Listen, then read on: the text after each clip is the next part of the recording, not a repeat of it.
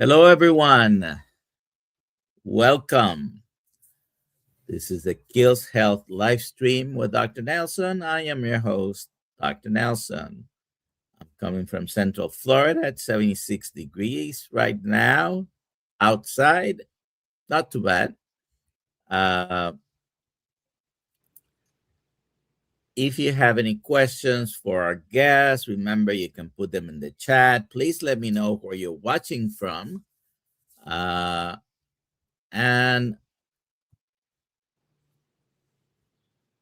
we don't have a giveaway today, so you don't have to put hashtag KMT, but maybe I'll do a giveaway. We'll give away a Dr. Nelson hat. Don't have anyone at hand right now. All right.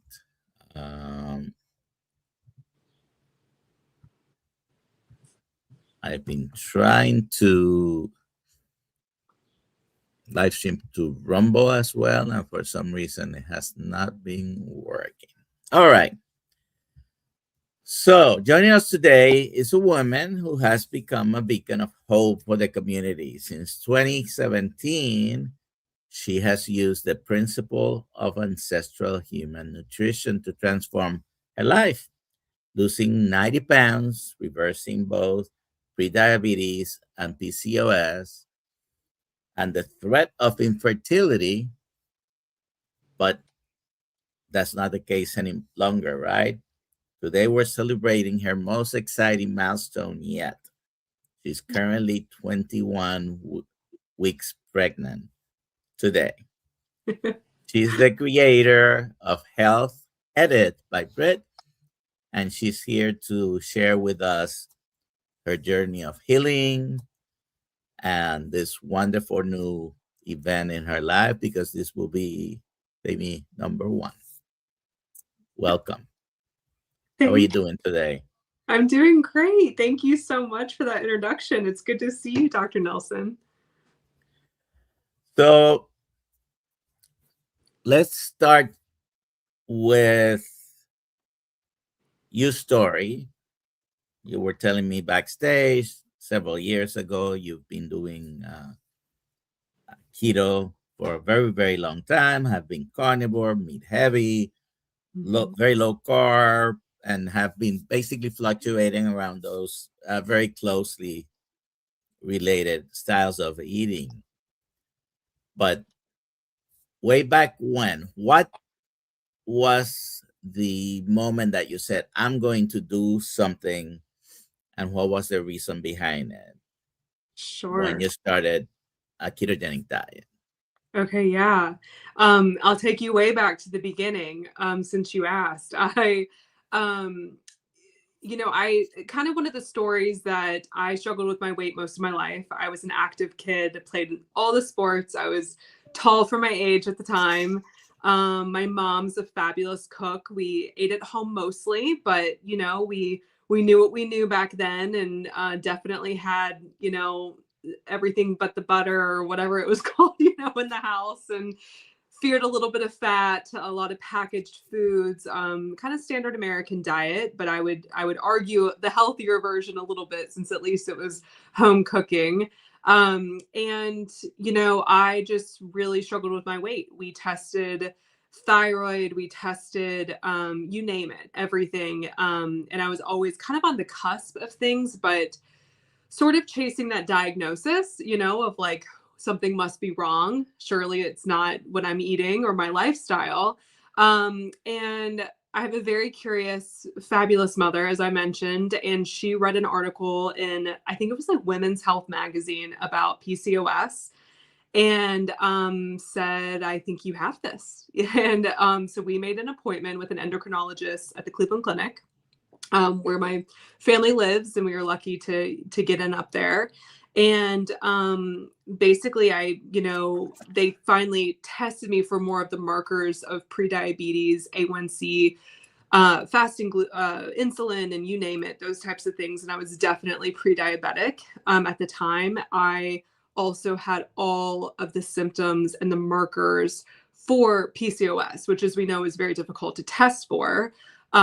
but irregular cycles at that time and so forth. So this was around my teenage years in high school, kind of going into college at this point. So shockingly enough, which I don't think we hear this as often as you can relate to, Dr. Nelson, but I had a great doctor that recommended nutrition and a low carb diet. And so I didn't know that, this was about, gosh, 17, 18 years ago. And so I didn't know what keto was by any means. They actually didn't even really call it ketogenic to my knowledge. However, they did have me buy the urine test strips, which we know are not super accurate, by the way, if you are testing your ketones now.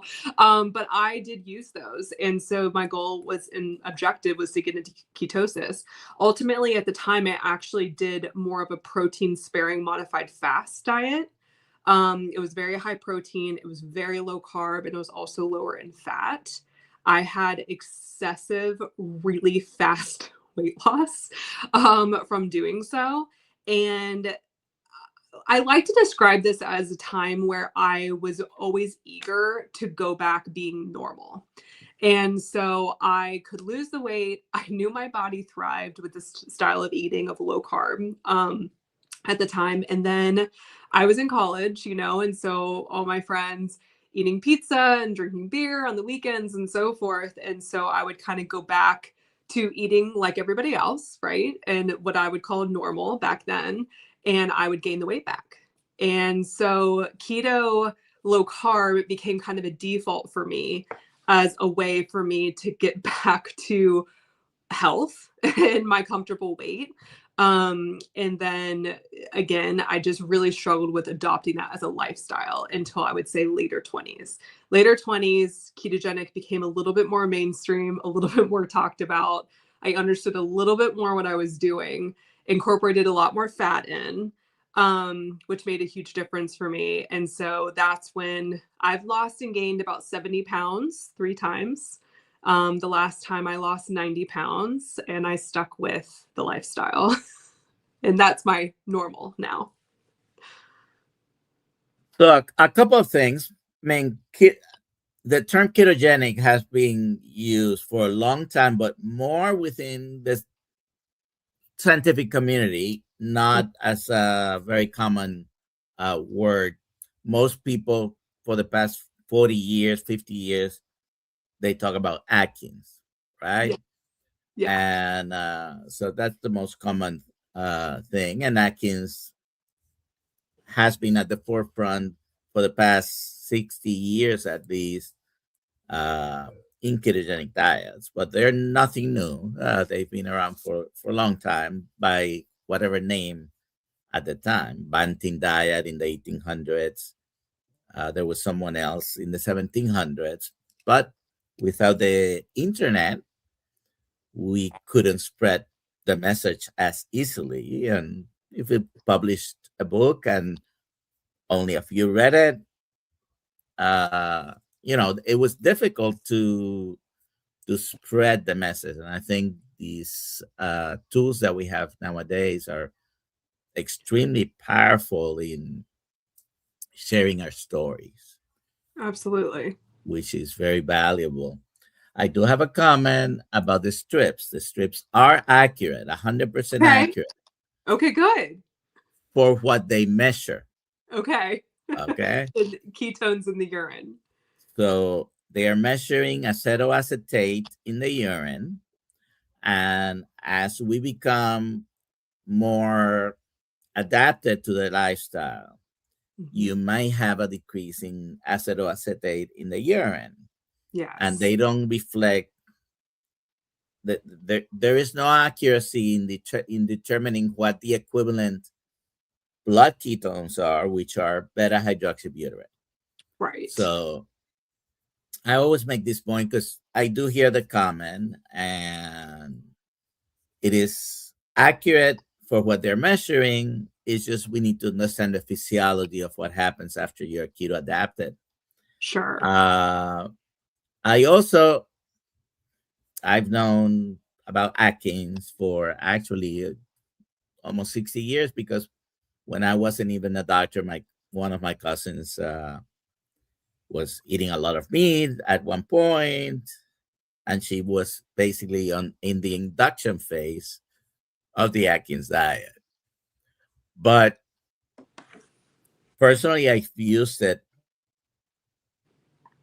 past 35, 40 years to yo-yo between here and between here and here. Yeah. And then as soon as I lost the desired weight, went back to eating the regular way, very much like what you were mentioning. And it's basically making the decision, okay, this is the way I need to eat the rest of my life. Right. So you can stay closer to where you want. Redefining what's normal, right? I think it's the big thing. Definitely. So PCOS actually is, from a diagnostic point of view, very easy to diagnose because the syndrome, the diagnostic criteria for the syndrome is having at least 2 of 3 specific things. And 2 of them are in the history and the appearance of the patient as they walk through the door. One of them, I probably don't even need to ask because it requires androgenization, basically, whether there's unwanted hair growing in certain areas, and that's a big sign. Yeah. And the other one is ovulatory problems, which many women will volunteer that information because that might even be the reason they're seeing the doctor, right? Right. The third criteria, it's having cysts in your ovary, which not everybody has, but it's part of the diagnostic criteria of the syndrome. Sure. So how old were you, if I may ask, when they told you, yeah, you have PCOS? I was, 15 years old. And at the time, did they mention you may have problems conceiving at some point? A little bit. I think I was young enough that they didn't harp on that too much. Of course. But I definitely did a little bit of my own research. My mom did as well. And that kind of came out, later and was definitely I'd be lying if I said it wasn't a fear, for sure.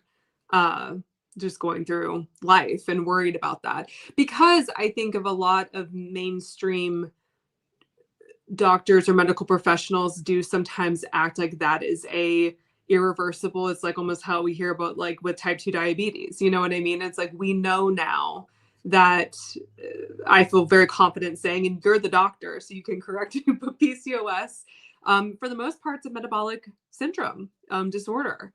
And, I've seen it in myself, but also numerous clients, friends, so many people that have completely reversed PCOS symptoms through diet and lifestyle. And you can absolutely reverse it. And unfortunately, as a medical class, we misinform patients a lot about these metabolic conditions because most doctors will tell you, oh, you have diabetes. Once you have it, you can never reverse it. And that's not true. They're lying to you, but they're not lying on purpose. Sure. This is where we were trained. And it's just, I mean, you cannot doubt nowadays with so many stories out there that you can reverse diabetes. In particular, the Virta health study, I think it was 2017, where at least over 50% of the people reverse diabetes, 70% control their condition, de-prescribing a lot of medications. It is possible. And certainly PCOS and diabetes are just basically different manifestations of the same disease. So it is not a surprise that you have been able to reverse your prediabetes and your PCOS, because they're kind of the same thing. Yeah, definitely. And as a result of doing that comes pregnancy, Yeah. which is great. So Yeah. Very excited. And I'll tell you, about this just because I get talking with women sometimes on Instagram about this topic. And, my husband and I, we chose to have children a little bit later.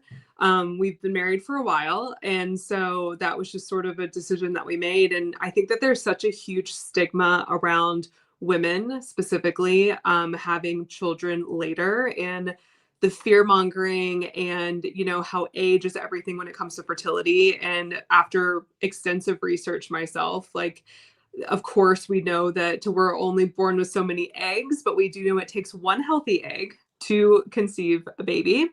yeah. And I just am a huge believer and advocate for women that want to have children later to know that we can improve the health of our eggs. That's actually very possible to do. It takes a little bit longer than sperm sometimes, but not much.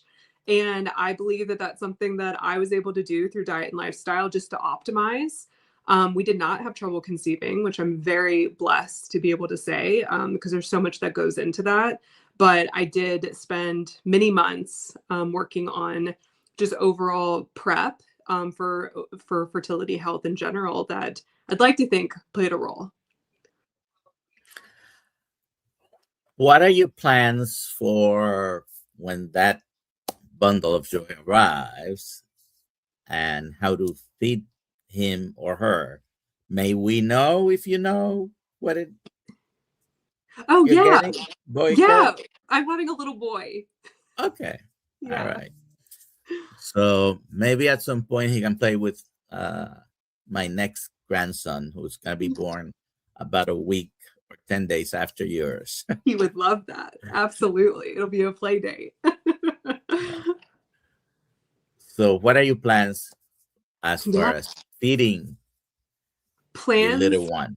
Yeah, plans for me are absolutely to breastfeed. I hope to be able to. I know that, not all women sometimes can do that, but I can tell you that I'm a fighter. So everything in my power to ensure that I can breastfeed is definitely the goal. I think breast milk is optimal when it comes to nutrition for a baby. That's just a personal opinion after a lot of research there. It's nature, the way God intended. So that is my plans for first bit. After that, I'm actually very excited about introducing solids, and I'm gonna go very ancestral. So I'm a big believer in bone marrow and bone broth for first foods, meat stocks, and going that route for sure. I think if we give a baby a sweet potato for their first meal, of course they're going to hate all meat after that. So I plan to be very intentional. And I'm very excited for that chapter, actually. I'm a nerd when it comes to this type of stuff. So that makes me really excited. Good, good, good. If you have any questions, please put them in the chat. Don't forget to like, comment, share, subscribe wherever you're watching from. And if you have any questions, like I said, for Britt, Yeah, put sure. in the chat. Okay. Um, let's see. I had made some notes here. And so you already mentioned your plans for this pregnancy. Tell us a little bit about what you had been doing as far as coaching, which you've put on pause now that you are Yeah. pregnant. Yeah, sure. I coached both one-on-one and also group style coaching for a couple years, and loved it. It's definitely a passion of mine and something that I promised I'd bring back this year, but something came in the way. So end of this year is what I'm looking at for relaunching coaching.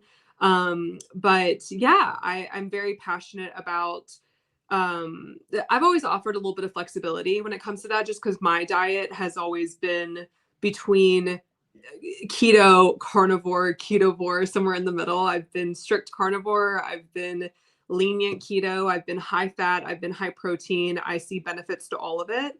I don't think there's a one size fits all after coaching hundreds of women in weight loss and just overall hormone optimization and so many things. So I'm always fascinated about what works for different people. And so that's sort of my approach when it came to coaching, is really making it a lifestyle, all encompassing. I love challenges. So I've definitely hosted a couple carnivore challenges. I'm way more passionate, I will say, in the recent years when it comes to ingredients over macros. And so that's sort of a turn that I took. I think, I did keto before keto was cool. And so we didn't have all the packaged goods on the shelves and net carbs versus, total carbs or whatever what everyone's counting, where I'd always be like, oh, I'm sure either one. But now we know, so many things are loaded with fibers or ingredients that your body really doesn't know what to do with. And so when I started, those things came about, I really, I was stalled personally on my own weight loss journey for the first time with some of these packaged convenience foods that were not helpful. And so that really opened up my eyes. I like a lot that's happening right now, which is some of these health movements I'm very passionate about, because I think what we put in our body, what we put on our skin, the air we breathe, our sunshine, it's all encompassing and just living an overall healthy life. And so that's sort of what I've preached and coached with clients over the years. So definitely the ultra processed foods are still ultra processed, even if they have a label that says keto, right? That's right. So they could try to tell you that it's healthy, but this is how we got here, with 75 to 90% of the stuff you buy in supermarkets, that you see in supermarkets, being ultra processed foods, which is basically fake food. Fake food that your body doesn't. It's like trying to put a very cheap fuel in your tank. Right. It says premium only. Yeah, exactly. You're going to run into trouble, and our body doesn't recognize many of these ingredients. Yeah. Especially if you cannot even read it, you probably shouldn't eat it, right? Yeah.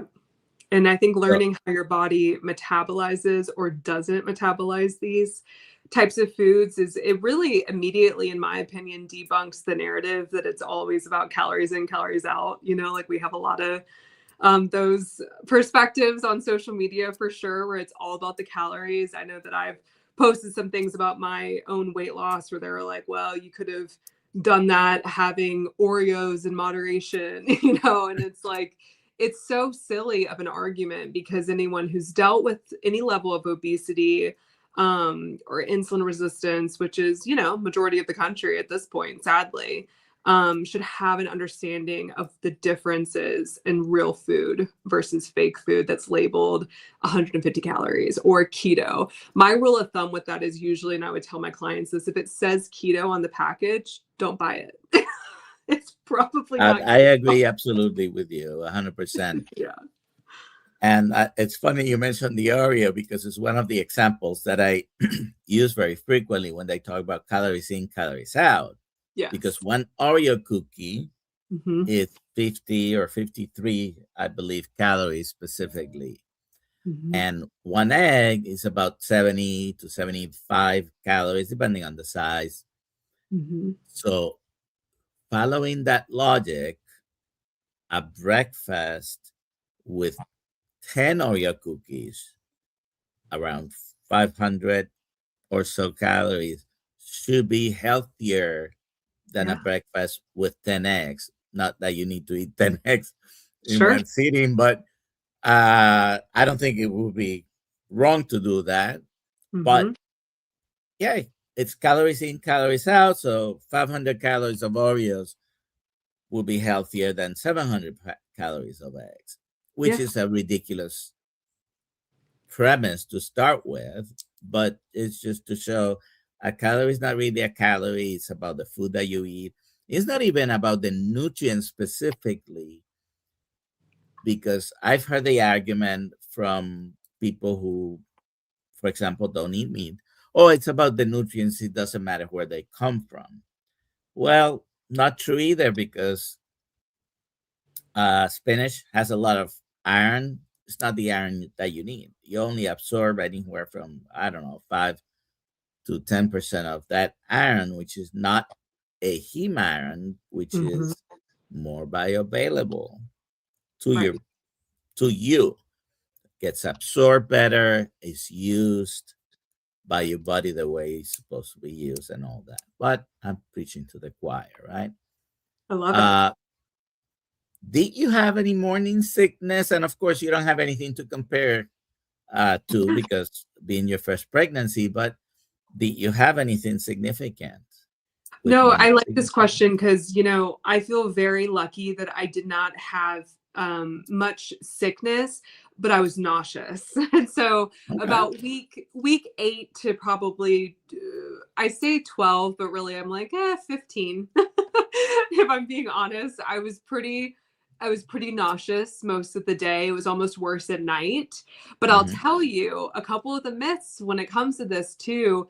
Interestingly, my cravings were really odd. Like I craved chicken, and Okay. I eat chicken, I like all animal proteins, but that wasn't a huge part of my diet before. But I craved chicken, I craved avocado. And so I had healthier cravings, which I feel very blessed to have had that. But I know, and I lived it, so I understand. Like I definitely had a period there where I had low carb crackers that were as clean of ingredients as I could find that would just help me kind of get through when I needed a little bit of substance. I didn't have much aversion. I was a little bit weird about red meat, which was heartbreaking for a couple weeks. But when I would eat protein, and however I could get that in, if that was the chicken I was craving, or I could still do eggs, which was great. They had to be scrambled. I was just particular for a couple weeks, but the protein really helped my nausea. And it never sounded good in the moment, but I would kind of force myself. I did a lot of protein shakes too, just to help get it in. And it absolutely would help my nausea. That, and I increased my B6. And so those were two big ones for me. Uh, do you have any I mean, you just mentioned one, you were not big on eating chicken, and you were craving it, but do you have any other weird cravings? I mean, were you, obviously you did, hopefully I'm assuming you did not develop a craving for ice cream or Right. milk No, chocolate? I really didn't. I mean, I will say, like, I had, and I told you I've been a little bit more low carb during this pregnancy, and having a little bit more variety of things that sounded good. However, yeah, the only like, and I love food. Like I've always liked to, and that's why I love eating a ketogenic diet. It's never felt restrictive to me. I love, adding fat to foods, and you feel very nourished and very satiated. But yeah, the chicken craving was weird. Avocado craving was so intense. And what tells me is both of those foods have potassium, are pretty high in potassium. So I think I was needing a little bit more potassium. So I increased that. I increased salt, and that really helped cravings too. And then the other one, cottage cheese. I like had to have, I was eating cottage cheese like ice cream. And so that was one that, I should say, like a lot of pregnant women eat ice cream. I was like, had to have cottage cheese in the house. So it was really interesting. I didn't know how cravings would affect me eating the way that I do for so long. And so that's been wild. And now that I'm over halfway through my pregnancy, I'm craving red meat again. Like I have to have like ground beef every day right now with eggs. And so that's been a staple meal. I'm having steaks at least twice a week. And so fish has been a little bit hard. I'm taking omega-3s because they definitely have helped like inflammation and things. But fish hasn't sounded as good, where I typically am like a salmon girl. I love salmon at least like once a week. So I'm working on adding a little bit more of that back in. But the red meat's back, which makes me feel happy because it makes me feel amazing when I eat that way. And the omega-3s are very important for the baby as well. Yes. DHA and EPA, the DHA in Yes. particular, For many years now, baby formula manufacturers have been added the DHA. Yeah. Of course, they also add canola oil or soybean oil as the That, fat. right. Very difficult to find. I don't think it exists probably in the United States, a formula that will be approved Without by carnivore moms. I found one, I'll tell you. And what's funny about it, because like I said, I hope is it goat milk based by any chance? it's not. It's a No, whole okay. milk base, A2 milk base. But I'll tell you, Okay. it's marketed for toddler because legally they have to. But I would give it to an infant after doing the research that I've had for sure. But it's the only one that's not loaded that I found with the seed oils and, you know, the arguments with like the omega 6s, which I know are important. There's a small amount of omega 6, of course, in breast milk for babies, but it's wild when you read these ingredients on formulas. Well, before pasteurization and industrial production of milk, for thousands of years, we've grown babies with cow's milk, goat's milk, any mama's milk available, almost straight from the tit. You know, just get it out, give it to the baby if needed. Right. Definitely breastfeeding as long as you can is the way to go. And then whenever you start introducing other foods, that's a complement to the breast milk. Yeah. So how many times a day are you eating? You know, I used to eat 2 meals a day. And so I did that all the way up to when I got pregnant. And really, I would say for the first several weeks of pregnancy, I was fine eating that way. When the nausea hit in, I wasn't able to eat as large a meals as I was used to, or as not as often. And so that was humbling for me because I wasn't exactly prepared for that. So now, you know, I ate a lot more smaller meals, maybe some eggs with a little bit of avocado, and then I would have some chicken. And then some cottage cheese. Like, so I kind of ate like that, but making sure that protein was at every meal because it's how I felt my best. But now I would say 3 meals a day. So I was also fasting a lot before, and you know, people have their opinions about women fasting. It always made me feel fantastic. And I was specific about when I would fast on my cycle. But you know, it took me a decade to learn my body. And so I worked all that out. So I'm not fasting now, being pregnant, having breakfast, lunch, and dinner with sometimes like a beef isolate smoothie, or maybe a Greek yogurt or something in the afternoon as like a snack. So definitely eating more often than I'm used to, but it's made me feel sustained and good while growing a human.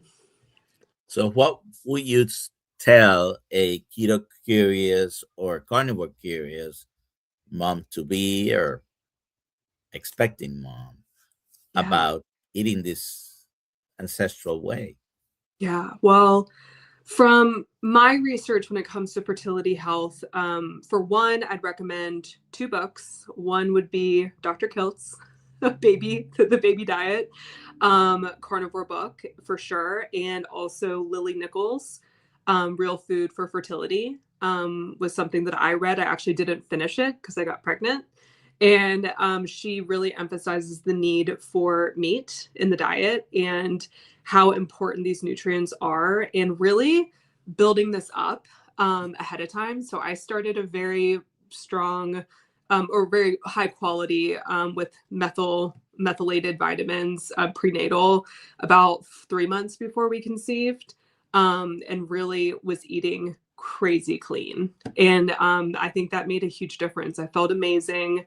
And it did happen quickly for us. I'm not attributing everything. You know, I know that there's so many people struggling with infertility right now, and it's such a sensitive subject. And it's definitely a fear that I've had being diagnosed with PCOS at 15 years old. So I can absolutely relate to that. But I think that nutrition and lifestyle is so critical. And especially while pregnant, I mean, the research is there. So if anyone wants to look up placentas, if you want to really nerd out, There's actually a side-by-side showing an animal-based placenta of a mother that ate animal-based compared to a vegetarian or a vegan mother. And I'm not trying to hate on any lifestyles, but the science is there of how critical animal-based nutrition is when you are trying to conceive, and definitely when you're pregnant, to get all the nutrients that you need. I think it's so crucial. We've been for over 100 years influenced by the plant-based diets, Yes. but meat-heavy diets, whenever available, and the only reason some people may not have consumed enough meat was because of they were from the poor working class and they didn't have the access. Yeah. Or wars. Because Yeah. the kings would eat the meat and the peasants would eat the mush. Yeah. But this is the diet that we've had for thousands of years, a plant-based diet exclusively. It's what's new. Yeah. Right. Right. Yeah. You mentioned nutrition, and to people in your family, extended family, circle of friends, Mm-hmm. do they have any comments about the way you eat? Yeah. Well, I think always, because they're like, oh my gosh. I mean, my husband, Are you he goes, getting enough nutrients? yeah, right. I mean, it's funny because I think people are really, at this point, they just know me for me, and like that's just the way I eat, and that's just how I live my life. And it's interesting when I talk to maybe coworkers or to friends or people, they think it's about willpower and discipline, which I think is really sweet. But I'm not I've definitely learned discipline over time. I mean, I don't think you lose 90 pounds without any discipline. However, I'll tell you that most of my success with my weight loss, but also just my overall health, and I definitely have adopted this mindset during pregnancy, while my body is changing and growing and doing all the things it's doing right now, is that I'm about feeling my best. And that's what it's turned into. In the beginning, it was definitely wanting to see a number on the scale or to lose weight or to fit in a certain size pair of jeans. And I did all of those things, and that's great. But over time, it really became about, how do I want to feel? How do I want to show up in the world? What kind of mother now do I want to be? What kind of wife? What type of manager? Friend? We can keep going with that when it comes to the relationships in your life. And I never openly struggled with depression or anxiety that I knew of, but a huge thing that changed with my nutrition and my diet was just that those feelings really lifted. I feel like I became a more patient person, a kinder person, maybe more empathetic. And I know that feels like a stretch sometimes for people to hear unless they've actually lived it. But when I've reverted back to old habits or to incorporating things in, or kind of this mindset where it's like, oh, I lost the weight, I can have a little bit more flexibility, I don't feel well. And my inflammation goes up and I feel foggy. I do feel less motivated. I don't want to work out, where typically I love to work out. So it's interesting how those things can really impact. And it always goes back to nutrition for me. So to answer your question about that, I have a lot of family members who've adopted this way of eating since I was doing it. And my mother is in her late 60s, has completely reversed osteoporosis, come off all medication, has built muscle, and her bone density is stronger, which people say you can't do, but we've witnessed that. And my husband's super healthy. Like, he eats an animal-based diet as well. My mother-in-law does too.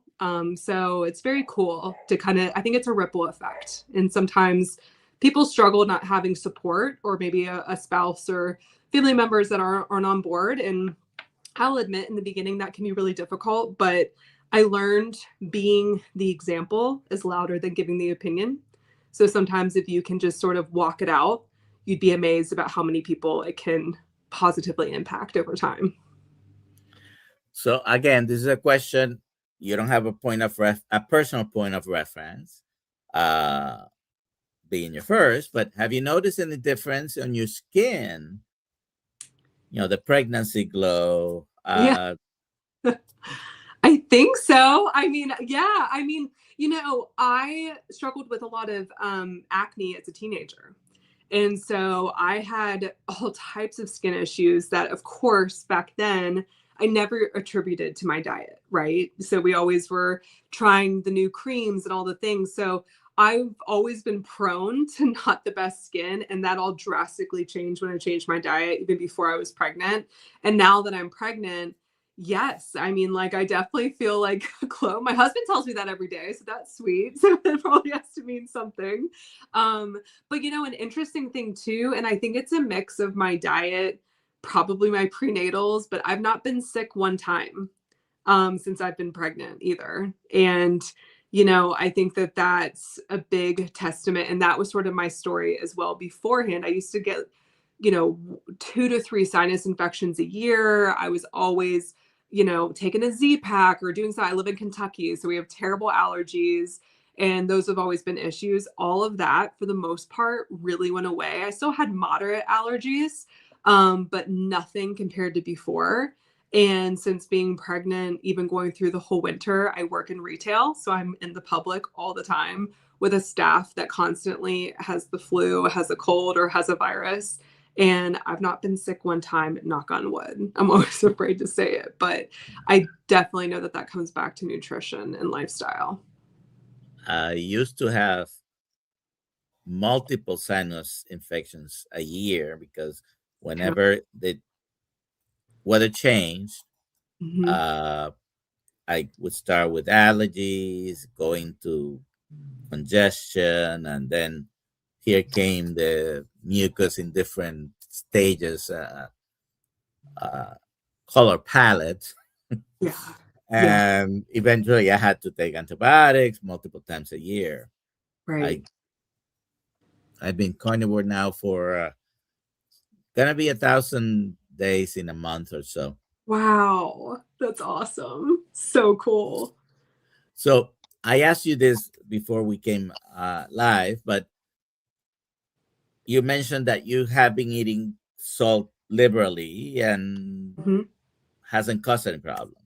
No, it hasn't. And I'll tell you, I just really listen to my body. Like, I feel like I'm very in tune to that, which is nice. And there has been times I actually alternate between a higher potassium electrolyte and then a higher sodium electrolyte. And I do really well with that. So I kind of know what my body needs that day. But yeah, the salt has been essential. I've not had any swelling. I've not had any problems with that. And that's another big myth, like, women during pregnancy need sodium with our blood levels and everything that we have. And obviously quality matters, not the table salt or the ultra processed foods loaded with sodium. That's not the right kind. That kind will cause preeclampsia and all types of issues. But quality salt and electrolytes and minerals is so key. And I was having a little bit of restless leg syndrome, a little bit of stuff like that for a very brief period of time. But again, I knew it was minerals. So, they talk about women having that in pregnancy. My belief is because of our mineral needs that go up. So I increased my magnesium by about 100 milligrams and it went away immediately. So you mentioned Dr. Kiltz recommended diet, babies for babies, and Yeah. that is beef, eggs, butter, bacon, ice cream, or intermittent fasting. The I is for both, and Mm-hmm. salt, right? If you Mm-hmm. had to pick between those choices, what's your MVP food? What is your number one go to? I would have to say, for pregnancy specifically, eggs, because of the Eggs. choline. Choline is so critical for brain health for the baby. And eggs make me feel incredible. I have at least probably 3 to 4 every single day.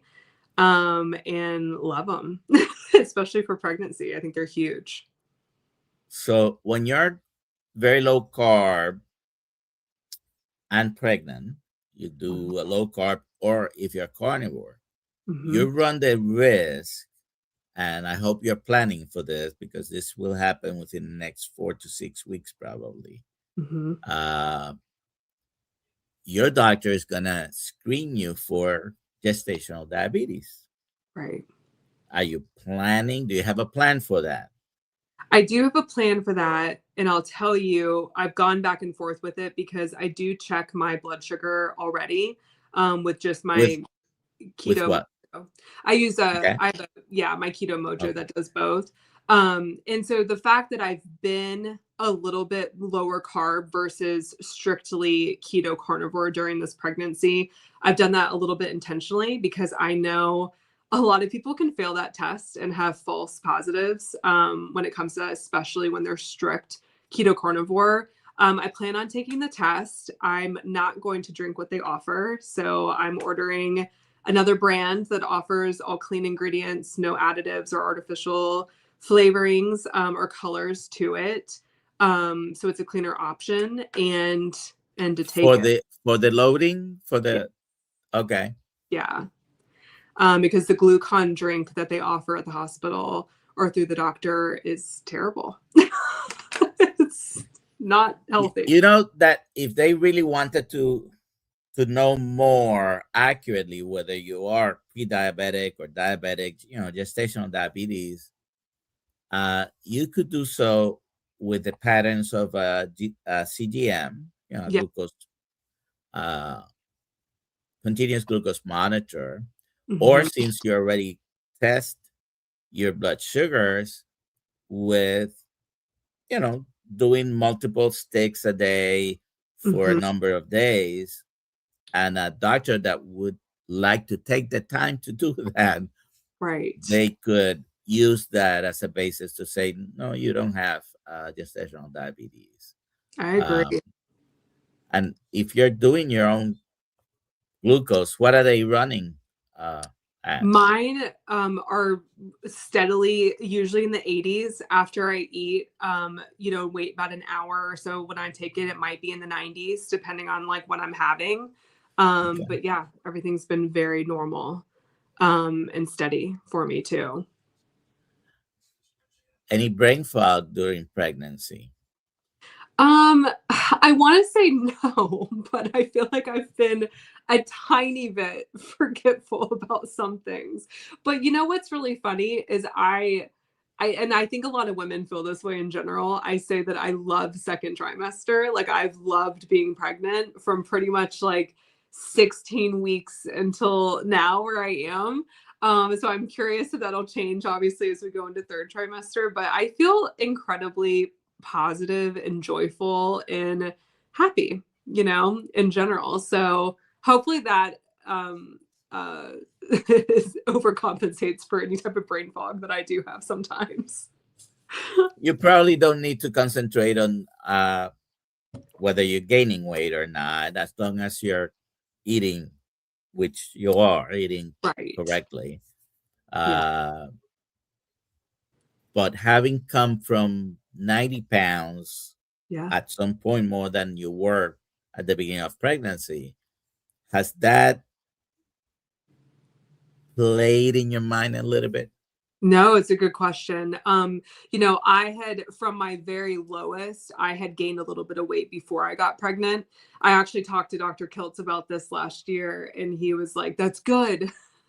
He was like encouraging me to like not, because I wanted to kind of shave off about 5-10 pounds to feel a little bit more comfortable, and he was telling me no, because I was healthy, and so I know that can be helpful for women in general. But no, it's a good question, and I really wondered if it would bother me, because I have gained a little bit. It's nothing excessive. It's been very normal. Weight gain for pregnancy. My body has changed a lot. So that's been, something like you kind of have to wrap your mind around it a little bit. But, it's really, to be honest, it's been very liberating in many ways for me as someone who, I was always really an abstainer when it came to food and really stayed away with certain things, mainly because I couldn't control myself around it. I definitely have like a binge eating background. And now that I'm pregnant and I've had a tiny bit of flexibility with my diet, it's like when you're on a weight loss journey and you have that strong reason why, whatever your rock bottom moment may have been that made you start. For right now, my why is my baby boy. And so it just feels like so exciting and powerful to know that you're in control of this and your sleep and your movement and your nutrition and all of that. And I can have a little bit of flexibility, but nothing is triggering, bad behaviors in that way, because I know that that's what my purpose is right now. And so that's been really liberating. So having my body change a little bit, I've really embraced it. I've just finally, you can see my bump over the past like 2 weeks. I'm taller, so I'm a little bit more proportionate. So it's not really been obvious that I'm pregnant. I think I just have kind of looked a little bit bigger for a while.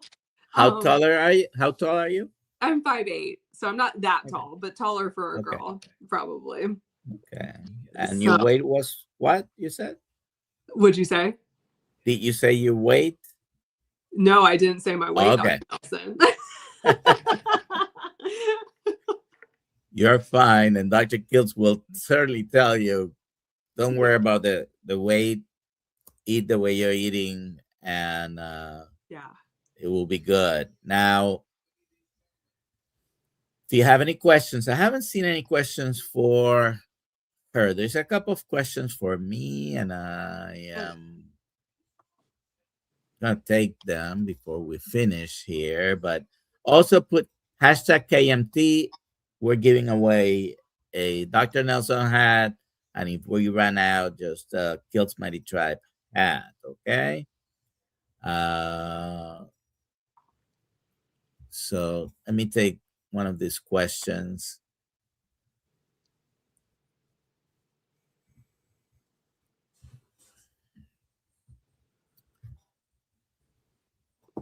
What causes elevated eosinophils? Eosinophilia, which will be the condition where they're elevated, could be a result of multiple things. The most common ones are allergies and parasites. You're not providing any information that I would have questions about if we were in an exam room, but those are the most common reasons. Anyone that suffers from allergies, also they are involved in our defenses against parasites. So when you have parasites, which is not as common as some people may think, but yeah, there are multiple other conditions where eosinophils are part of. Hope that answers some of your questions. Why are having a moment right now, Dr. Nelson? I feel like everyone's petrified of parasites. Should we not be? We've had them for thousands of years. I mean, they're nothing new. They're always going to be with us. Microbes.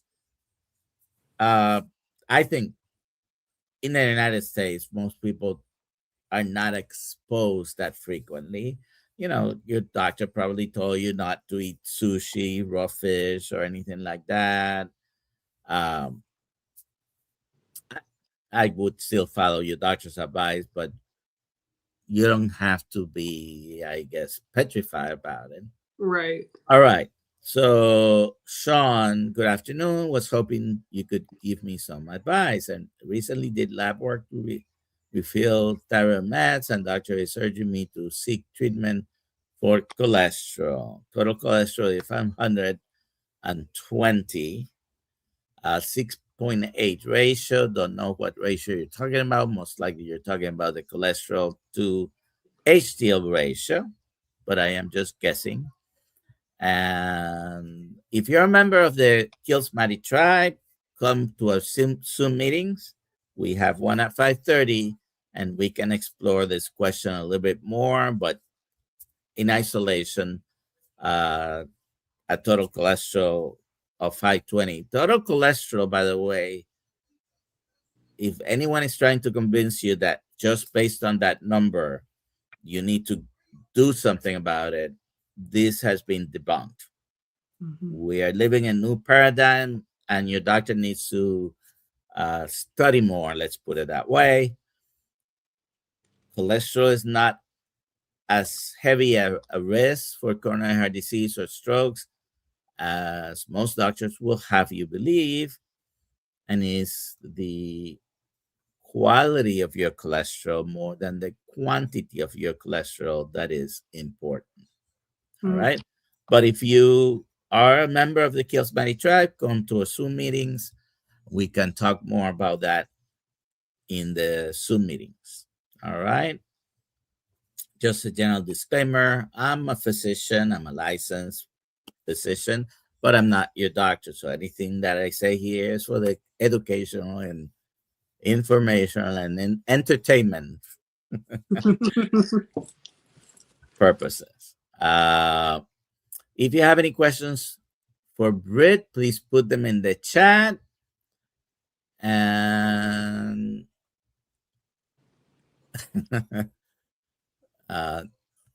Rick hasn't asked me for. We just spent a weekend in Tampa, Dr. Kiltz's house, and then in Tampa. So we had a meetup. Oh, I saw that. So I would say Rick hasn't asked me for a hat yet. So if he does, he has my number, he has my email. I think it would look good in it. And I don't have them at hand. Anyways, you did see the thumbnail. That's the usual hat that I have. Yes, I love it. All right. So what would you say is the biggest myth about a low carb or carnivore pregnancy you want to bust tonight? Oh my gosh, so many things. I think a low carb, carnivore, keto pregnancy, whatever makes you feel good, is the best way you can eat and be pregnant. Mainly because of what I forget their name who asked the question about cholesterol. Cholesterol is so essential for fertility and also for pregnancy. And I can tell you, I have high cholesterol. My total cholesterol, my LDL are both sky high.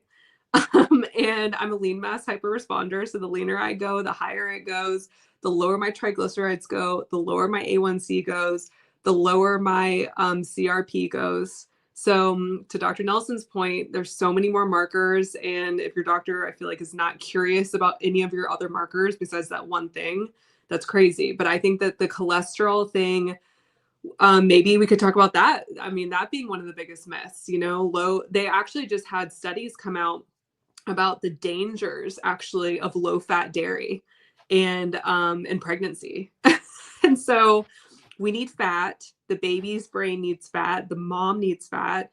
They preach about carbs and what do they do? Like oatmeal cookies to have like the milk come in, and none of it like makes sense at all. I mean, carbs are not essential. And, it's interesting. I was just kind of reading some research about gestational diabetes. And because I've had clients that have come into me in the past with a diagnosis of gestational diabetes, and their doctors tell them to have at least 175 grams of carbs a day and space them out. And that's still the guidelines. That's the recommendation, which is unbelievable. Yeah. And a lot of these mothers then go on insulin, and then they have these huge babies.